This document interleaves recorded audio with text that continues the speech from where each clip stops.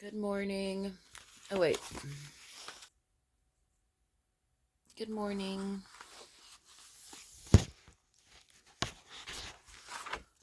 Reading out of Wheels of Life.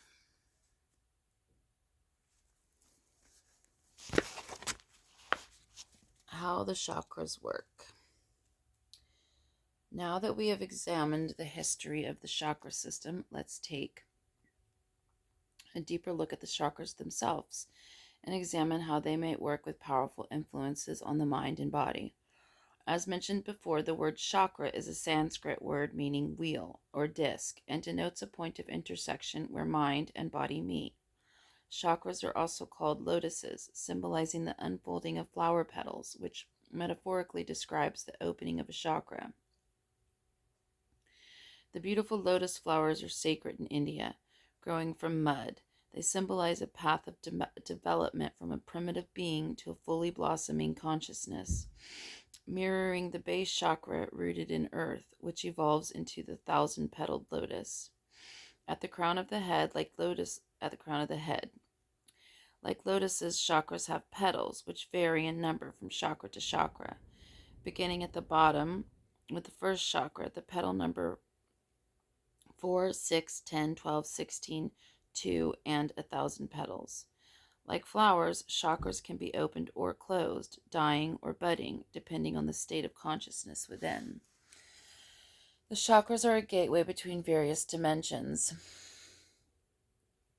Centers where activity of one dimension, such as emotion and thought, connects and plays with another dimension, such as physical bodies.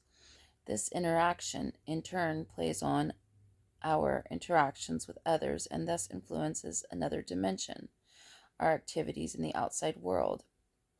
Take, for example, the emotional experience of fear related to the first chakra. Fear affects our body in certain ways. We feel butterflies in our stomach, our breath is short, and our voice and hands may shake.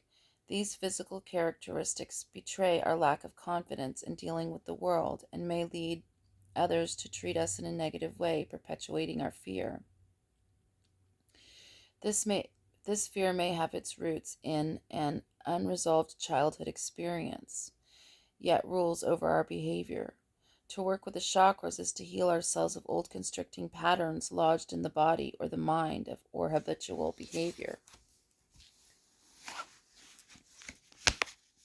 The sum total of chakras forms a vertical column in our bodies called Sushumna. This column is a central integrating channel for connecting the chakras and their various dimensions. It can be thought of as a superhighway on which these energies travel, just as our asphalt highways are channels through which physical items travel from the manufacturer to the consumer. We could say that the Sushumna brings psychic energy from the manufacturer as pure consciousness, divine mind, God, goddess, the force, nature, to the consumer, which is the mental and physical individual here on the earth plane. One could view the chakras as being major cities located along the highway, each responsible for producing their own kinds of goods. Rather than cities, however, I view them as sacred chambers in the temple of the body, where the vital force of consciousness can pool together on different levels. Traveling beside, around, and through the Sushumna, there are also many back roads, such as the Chinese acupuncture meridians and the thousands of other nadiyas, subtle energy conduits, which Hindus have found within the subtle body. Nadis can be thought of as alternate channels, such as the telephone network, gas lines, or stream beds, which we have special channels for moving certain kinds of energy, all passing through the same vortex.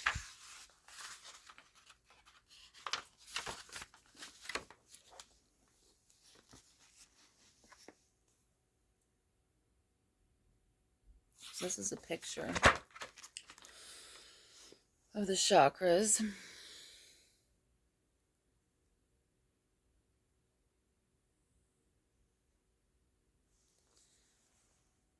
And that's a picture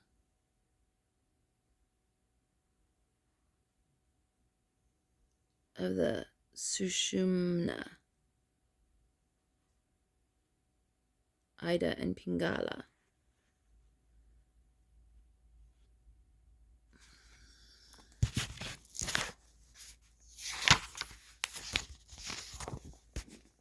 Now look at this one. These are the nadis and the chakras. Look at all that.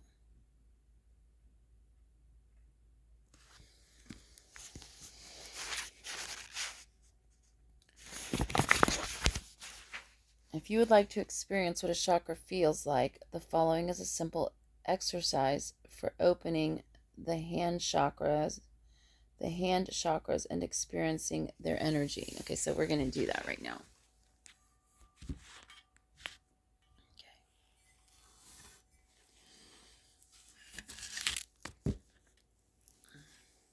Okay. It says extend both arms out in front of you, parallel to the floor with elbows straight. Okay. Turn one hand up and one down. Now quickly open and close your hands 12 times or so.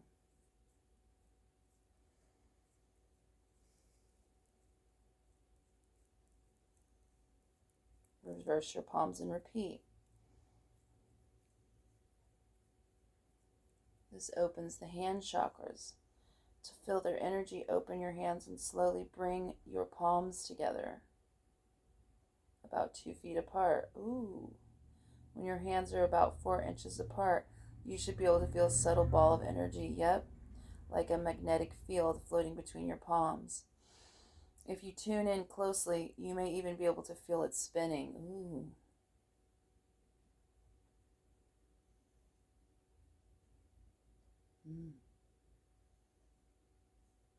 Love this. After a few moments, the sensation will subside. Still feel it, but it can be repeated by opening and closing the palms again, as above. Do it again because it's just too cool.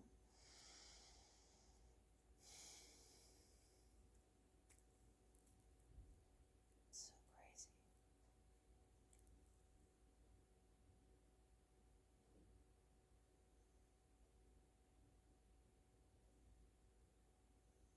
There it is.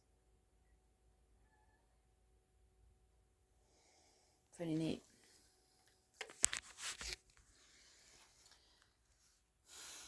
On a physical level, chakras correspond to the nerve ganglia, where there is a high degree of nervous activity, and also to glands in the endocrine system. While chakras are interdependent with the nervous and endocrine systems, they are not synonymous with any portion of the physical body, but exist within the subtle body. Yet their effect upon the physical body is strong, as witnessed by anyone undergoing a Kundalini experience. I believe that the chakras generate the shape and behavior of the physical body, much as the mind influences our emotions. An excessive third chakra would exhibit a big, tight belly. A constricted fifth chakra results in tight shoulders or a sore throat. A poor connection through the first chakra may show up as skinny legs or bad knees. The alignment of one's spinal vertebrae also correlates to the openness of the chakras. For example, if our chest is collapsed due to spinal curvature or somatic emotional holding, the heart chakra may be impeded.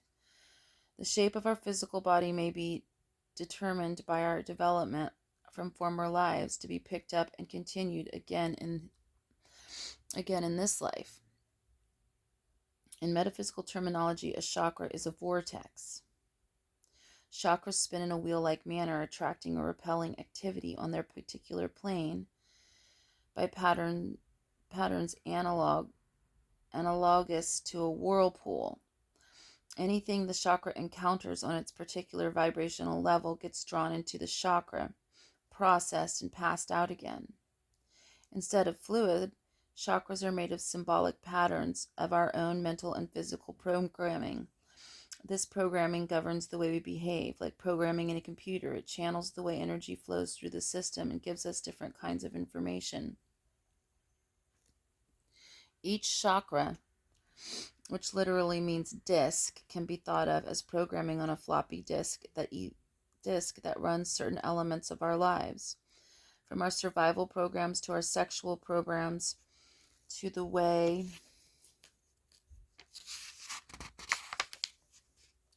we think and feel. I'm going to show you a couple pictures. Whoops. Let's see.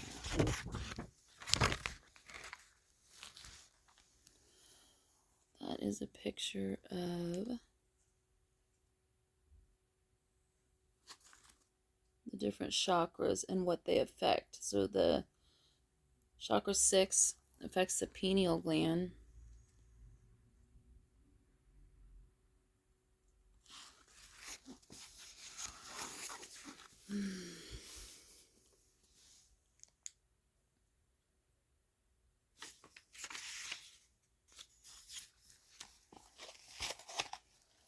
Chakras send energy out from the core of the body, and they assimilate energy from outside that enters the core.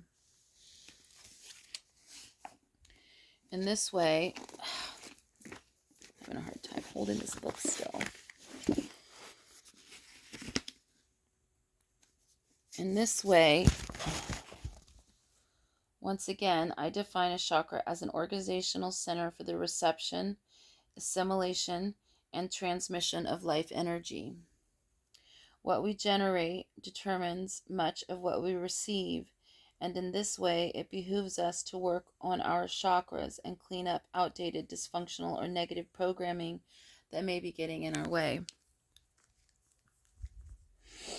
The content of the chakra is formed largely by repeated patterns from our actions in day-to-day life. As we are always the center point of these actions, repeated movements and habits create fields in the world around us. Programming from our parents and culture, our physical body shape, situations we are born into, and formation from previous lives are also important factors. These patterns can often be seen by clairvoyants when viewing the chakras. Their interpretations give us valuable insights into our behavior. Like an astrological chart, they show us tendencies of the personalities, but are not by any means unchangeable. Knowing our tendencies tells us what to watch out for and what to enhance. Like I know for me, I have a tendency towards impulsivity. Start to feel something, don't like it, get restless, and I gotta,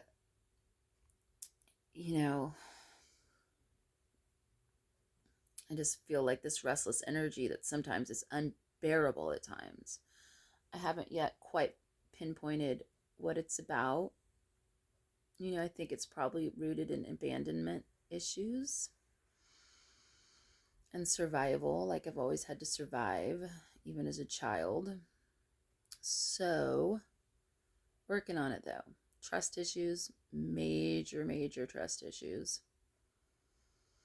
But hopefully, by doing this work, it'll be easier. It'll get easier.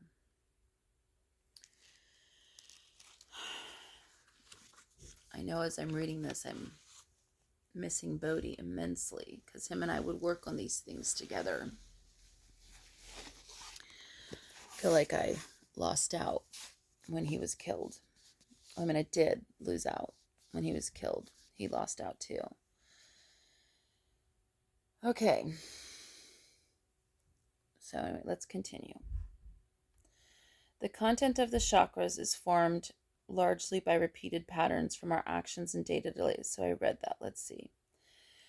Through involvement with the outside world, patterns within the chakras tend to perpetuate themselves, hence the idea of karma. Patterns formed through action, or the laws of cause and effect. Thus, it is common to become trapped in any one of these patterns. This is called being stuck in a chakra. We are caught in a cycle that keeps us at a particular level. This could be a relationship, a job, a habit, but most often simply a way of thinking. Being stuck can be a function of either overemphasis or overdevelopment of a chakra. The object of our work is to clean the chakras of old, non beneficial patterns so that their self perpetuating actions have a positive influence and our life energy can continue to expand to higher planes. Chakras are associated with 7 basic levels of consciousness. As we experience the opening of a chakra, we also experience a deeper understanding of the state of consciousness associated with that level. These states can be summarized with the following key words, though it must be remembered that these words are a gross oversimplification of the complexity of each level. See Table of Correspondences, pages 42 and 43, which we will eventually get to. We're only on page 25. The chapters that follow will explain each chakra more fully. Their associated elements are given because the elements are such crucial significance to understanding the quality of the chakra. So, chakra 1, located at the base of the spine. I always imagine it like right back there on your tailbone.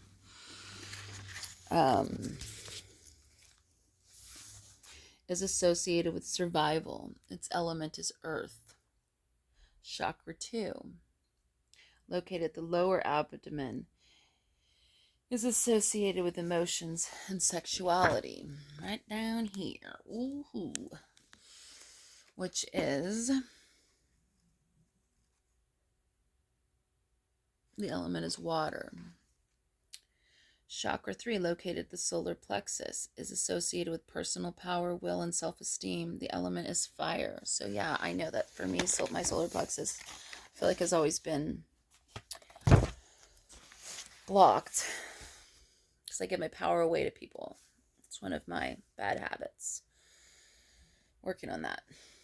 Chakra 4, located at the sternum, is associated with love. Oh, my favorite chakra.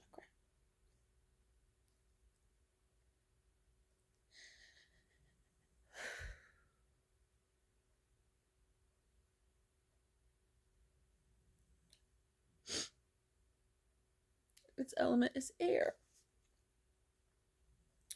Chakra 5, located at the throat, is associated with communication and creativity.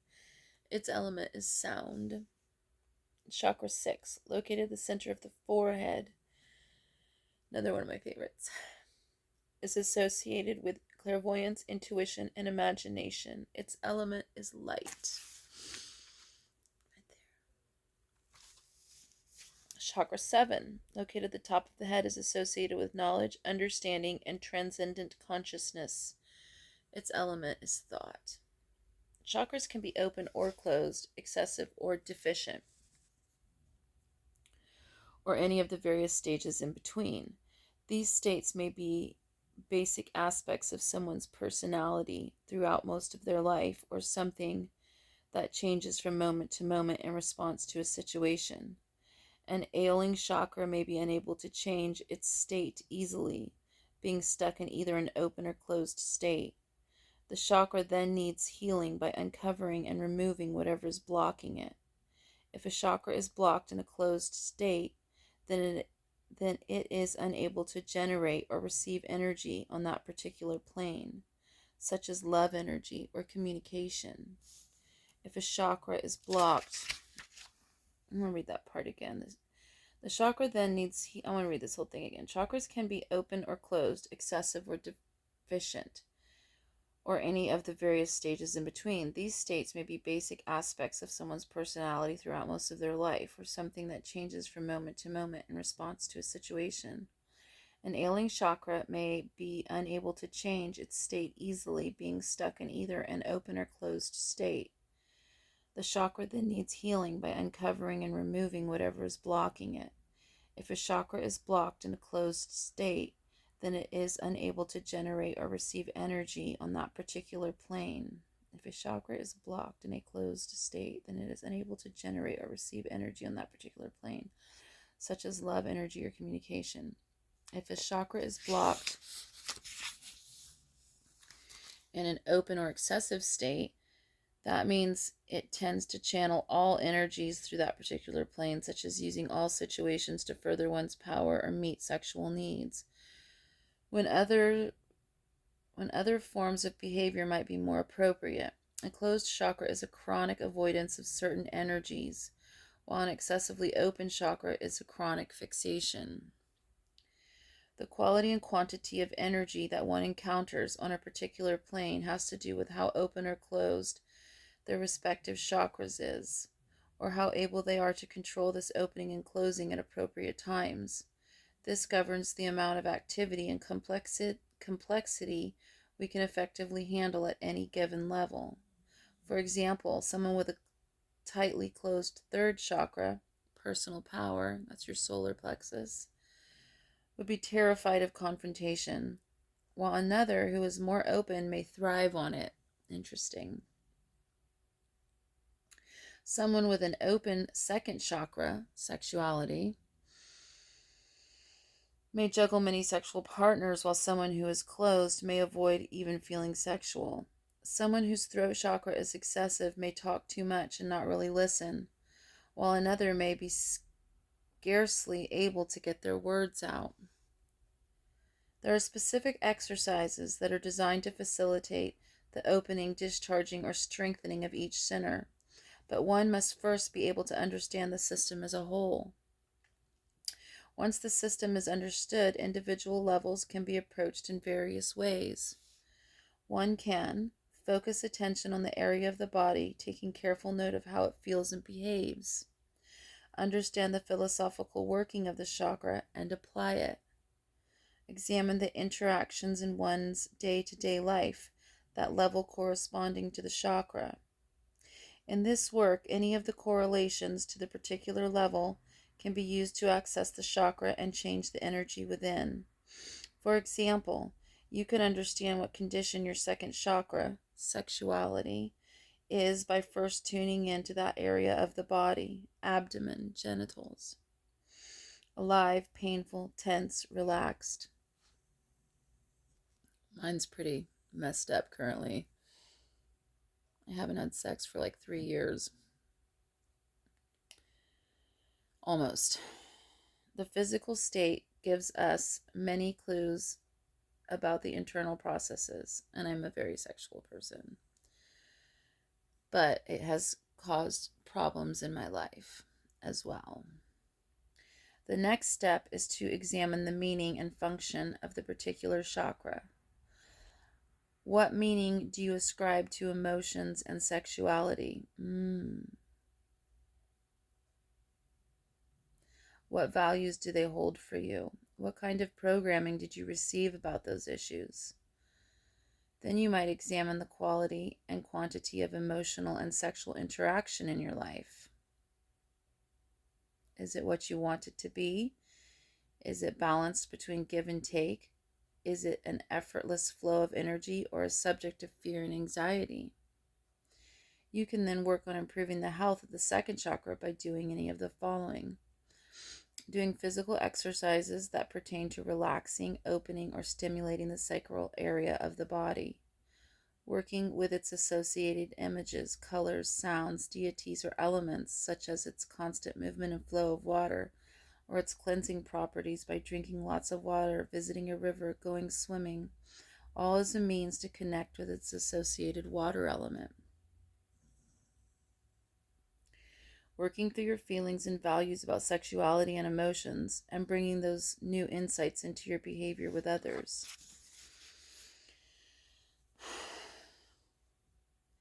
Any or all of these processes may affect changes in your emotional or sexual nature.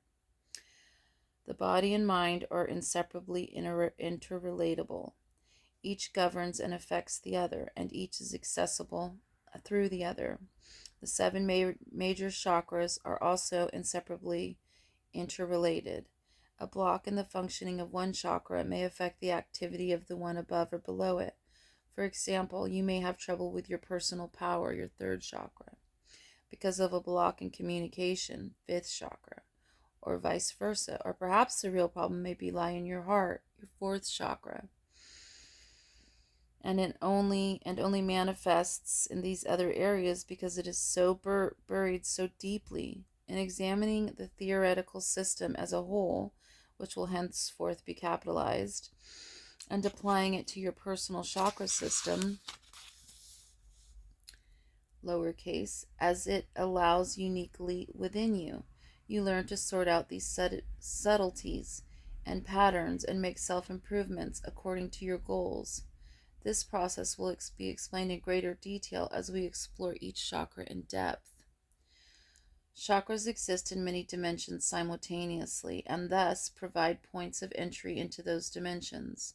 In the physical realm, they correspond to particular areas of the body and may be experienced as butterflies in our stomach, frogs in our throat, pounding in our heart, or the experience of an orgasm. Working with the physical associations allows us to use the chakra system to diagnose and, in some cases, heal illnesses. Chakras also correspond to various types of activity. Work is the first chakra activity as it relates to survival. Music, relating to sound and communication, corresponds to the fifth chakra. Dreaming, as a function of inner sight, is a sixth chakra activity. In the dimension of time, chakras describe stages in personal and cultural life cycles. In childhood, the chakras open sequentially, starting with the first chakra, which is dominant during the first year of life, and moving upward toward the crown as we mature into adulthood. As adults, we may focus on certain chakras more than others at various stages, creating prosperity, exploring sexuality, developing personal power, relationships, creativity, or spiritual exploration. In terms of evolution, chakras are paradigms of consciousness that prevail in the world at a given time. Primitive humans existed primarily in the first chakra, where survival was the main focus of culture. Agriculture and ship travel marked the beginning of the second chakra era. At this millennial time, I believe we were passing from the third chakra era, where the primary focus has been power and energy, to the fourth chakra realm of the heart, where the focus is on love and compassion. While none of these transitions are smooth or sudden, certain phases can be clearly seen over the course of history. In the mind, chakras are patterns of consciousness, belief systems, through which we experience and create our own personal world. In this way, the chakras really are programs that run our lives. Our lower chakra programs contain information about the body in terms of survival, sexuality, and action. The higher chakras bring us to more universal states of consciousness and work with our deeper belief systems about spirituality and meaning. Sometimes we get locked into a program and it becomes our habitual way of interacting with the world around us. The man who sees every situation as a challenge to his power orients from his third chakra. The one who perpetually struggles with survival issues such as health and money has difficulty with chakra 1. Someone who lives in fantasies may be stuck in chakra 6. As you can see, the chakras have many complexities. As metaphors for the manifestation of consciousness on various planes of activity, they are invaluable.